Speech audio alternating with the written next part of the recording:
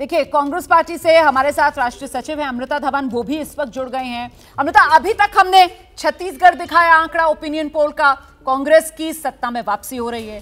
तेलंगाना में बीआरएस से कांग्रेस सत्ता छीनती हुई प्रदेश की सत्ता में पहुंचती हुई नजर आ रही है। मध्य प्रदेश में कमल के मुकाबले कमलनाथ भारी पड़ते हुए नजर आ रहे हैं, लेकिन राजस्थान से कांग्रेस के लिए अच्छी खबर नहीं आ रही है। ओपिनियन पोल का आंकड़ा यही कह रहा है। राजस्थान में कहां चूक हो गई अमृता? देखिए रवाना जी, मैं मानती हूँ कि इस ओपिनियन पोल को आप पलटता हुआ देखेंगे जब एग्जिट पोल आएगा।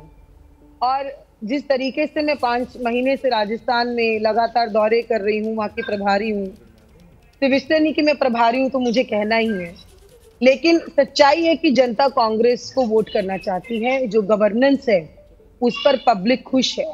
और अभी मैं कुछ देर पहले सुन रही थी बीजेपी के प्रवक्ताओं की बात, बार बार वो बोल रहे थे रेवड़ियां बांटना, रेवड़ियां बांटना।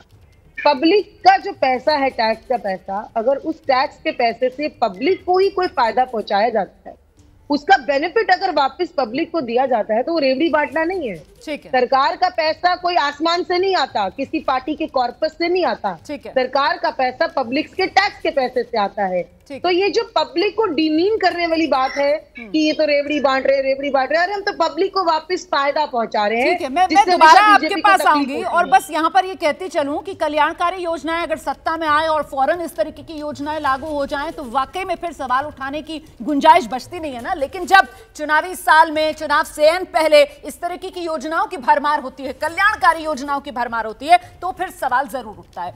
जैसे ही घड़ी का काटा दोपहर 2:30 पे आए, बबीता जी का दिल सास बहू साजिश के लिए मचल जाए। और ये है इनकी बहू, पूरे दिन ऑफिस की टेंशन हो जाए गॉन जब ये करें अपना फेवरेट शो फ्री टाइम पे ऑन। इनकी तरह आप भी देखिए अपना फेवरेट शो अपने टाइम पर और डाउनलोड कीजिए एबीपी लाइव ऐप अपने स्मार्ट टीवी पर।